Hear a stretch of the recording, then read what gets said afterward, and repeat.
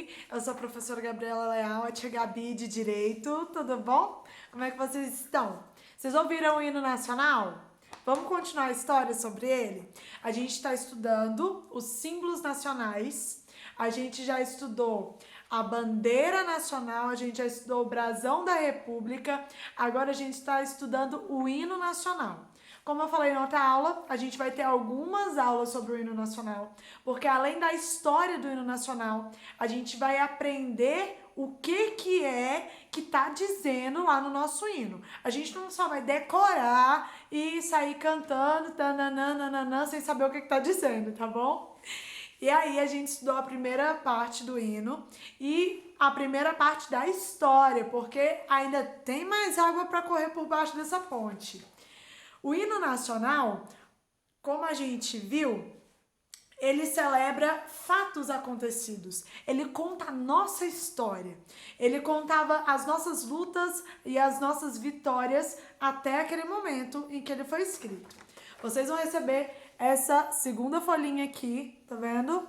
Contando o restante da história. E aqui a gente tem a primeira parte do hino que a gente estudou. Depois hoje a gente vai ver aqui a segunda parte, as palavrinhas, o que significa, tá bom? Vamos lá? Então, como a gente estava falando, ele vai celebrar os fatos acontecidos. Significa todas as lutas que o Brasil passou. Ele carrega a identidade do povo. É ele que conta quem nós somos, do que o brasileiro é feito.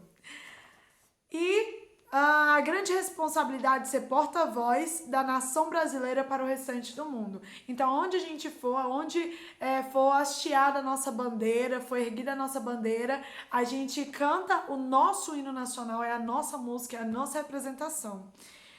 E continuando a história. Teve, então, a proclamação da República. Quando o Brasil deixa de fazer parte de Portugal, o Brasil então se torna um império, que era um tipo de monarquia, só que em vez de rei, eles tinham imperador. Monarquia é sempre que tem uma pessoa que manda, aí por isso que é monarquia, tá? Então, quando estiver falando de monarquia, é uma pessoa que manda. Então, aqui nós, no Brasil, a gente não tinha rei quando a gente se separou de Portugal, né? Porque antes era o rei de Portugal que mandava no Brasil. Quando o Brasil consegue a sua independência, se liberta de Portugal, então o Brasil se torna um império, nós tínhamos um imperador. Aí passa-se o tempo, e aí o Brasil fala assim, olha, agora a gente não quer mais esse negócio não. A gente quer escolher o nosso representante, a gente quer escolher o presidente, que todo mundo tem presidente, a gente quer ter presidente também, porque todo mundo tem e a gente quer ter. E aí a gente tem então a proclamação da República e nós nos tornamos uma república. Agora nós temos presidente, além da bandeira. Lembra que eu contei a historinha? Quando o Brasil era um império, tinha a bandeira do império, que é representando as cores da família de Dom Pedro, da Dona Leopoldina e tal. Quando o Brasil se torna uma república, não faz mais sentido a gente ter uma bandeira que represente a família real ou o imperador e a imperatriz. Agora a gente precisava de uma bandeira que representasse o nosso Brasil. E aí é criada a bandeira que nós temos hoje, não totalmente, né? A gente aproveitou o triângulo verdinho com o losango amarelinho e mudamos o significado. Significa agora as nossas florestas, as nossas matas, a parte amarela significa as nossas riquezas, os nossos tesouros, e a esfera azul significa o nosso céu e as nossas águas. E aí, quando o Brasil se torna uma república, de novo, a gente precisava então colocar isso no nosso hino, né? Então, quando acontece a proclamação da República, e por decisão de Deodoro da Fonseca, que era quem governava de forma provisória o Brasil, foi promovido um grande concurso. Então, antes da gente ter o primeiro, da gente escolher o presidente, né? Deodoro da Fonseca, ele era o nosso governador, ele governava o Brasil enquanto isso. E aí ele decide que a gente vai ter um concurso para escolher o nosso hino nacional. E a gente gosta de competir, né? Aqui no Brasil a gente gosta de competir. E aí a gente vai ter então a composição, e para participar do concurso são 36 candidatos. Essas pessoas escreveram músicas e escreveram a letra da música, e quem foi o vencedor foi Leopoldo Miguéis.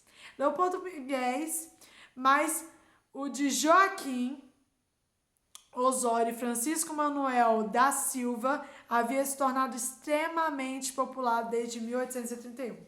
Então vamos fazer o seguinte, ó. Lembra que a gente contou que já tinha tido o nosso hino nacional, ele já tinha sido escolhido, todo mundo gostava do ouviram do Ipiranga as margens plácidas, todo mundo gostou dessa história. E aí o Brasil se tornou uma república. Do mesmo jeito que a gente mudou a bandeira, o Deodoro da Fonseca falou assim, a gente também precisa de um novo hino. E aí o concurso foi para escrever um novo hino, não o hino que a gente está acostumado a ouvir do Ipiranga. E aí, quando o Leopoldo Miguéis ganha o concurso, o que acontece? O povo não gostou. Eles não gostaram porque já estava acostumado. Todo mundo gostava da história lá do Dom Pedro, na beira do rio Ipiranga, que hoje eles chamam de posto de gasolina, mas Ipiranga é um rio, não é um posto. E aí todo mundo gostou dessa história. E aí o que acontece? Não quiseram mudar. Mas e o concurso? Já tinham feito concurso.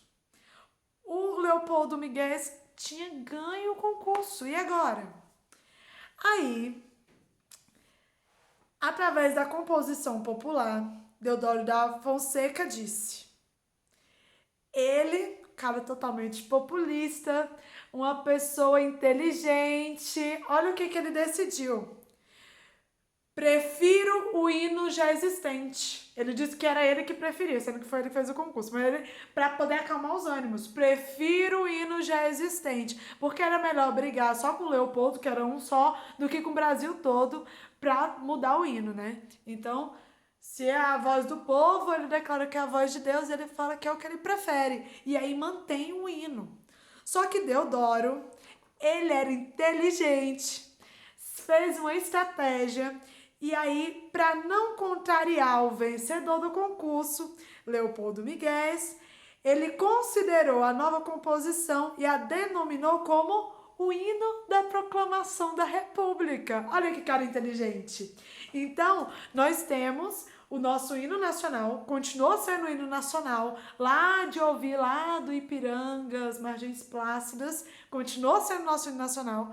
E o hino do Leopoldo Miguéis se tornou, então, o hino da proclamação da República. E aí virou o hino comemorativo da nossa República. Mas nós temos o hino da bandeira também, temos os hinos dos estados, é muito legal isso. E aí, todo mundo fica feliz, a gente continuou com o nosso Ouvindo do Ipiranga. O Leopoldo Miguéis teve a sua música exposta para o Brasil todo e se tornou uma música oficial. E a gente vai agora ver o que significa aqui a segunda estrofe do hino. Estão vendo aqui? A segunda estrofe do hino, vamos lá. Primeiro, vamos lembrar só um pouquinho?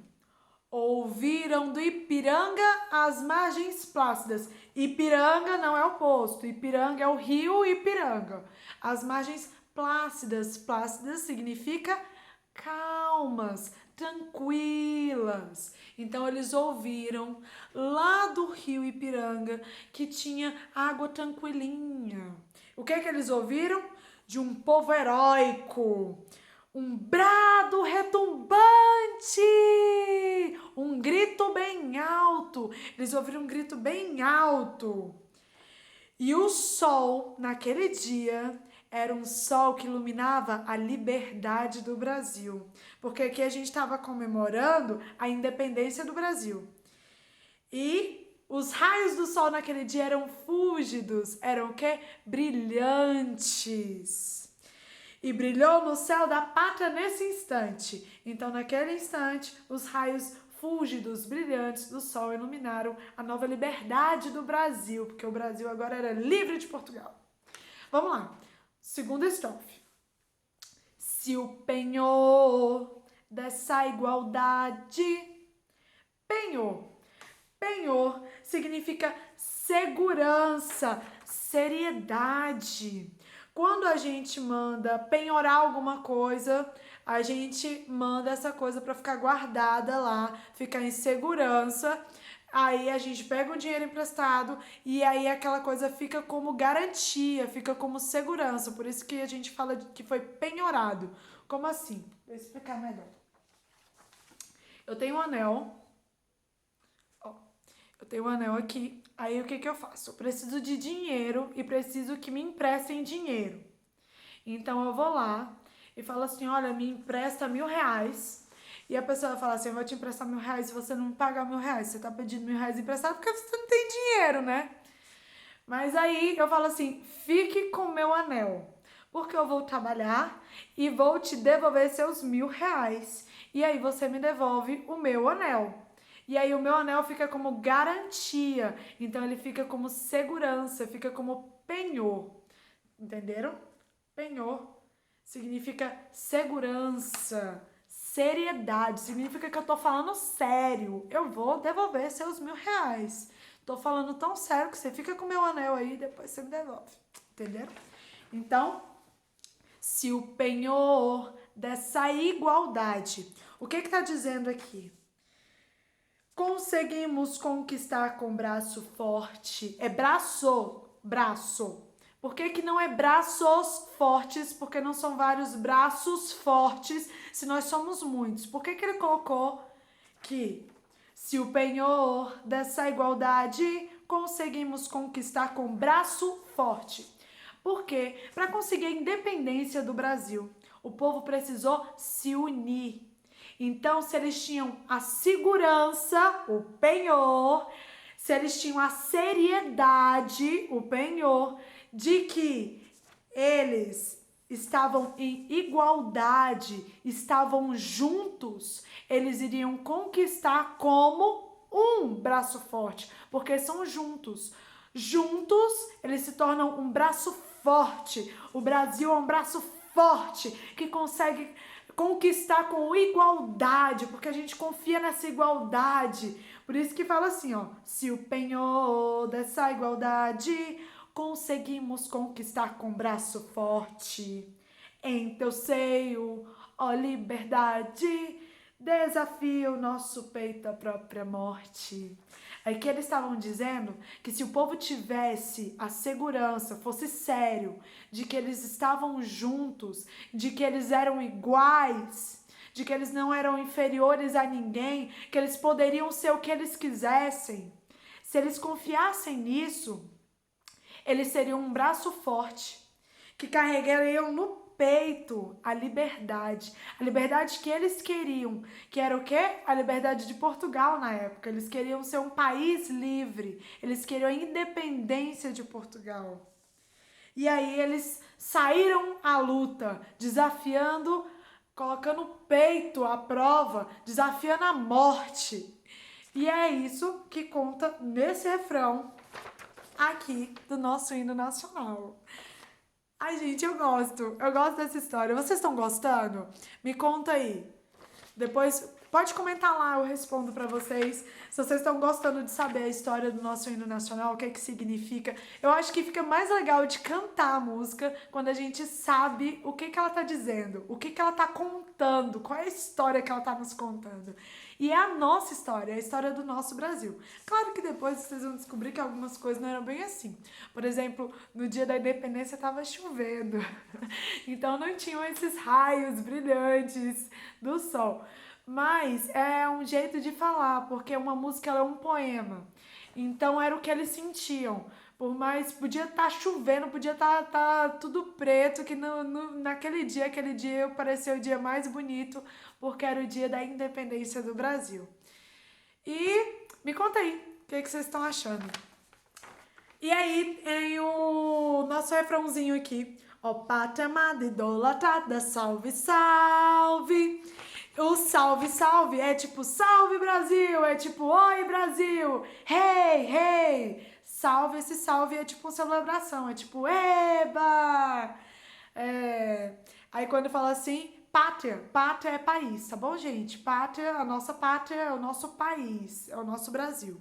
Então toda vez que a gente canta assim, ó pátria amada, idolatrada, salve, salve, a gente tá falando do nosso Brasil, que o Brasil é amado, idolatrado é quando você tem um ídolo, quando você tem alguém que você ama e você ama de todo o coração. E aí tem o salve, salve. Então, um salve pra vocês. Beijo. Até a próxima aula. Me conta o que vocês estão achando. Se tiver alguma dúvida, alguma pergunta, algum comentário, alguma sugestão, pode falar pra mim aí que eu respondo vocês, tá bom? Até mais.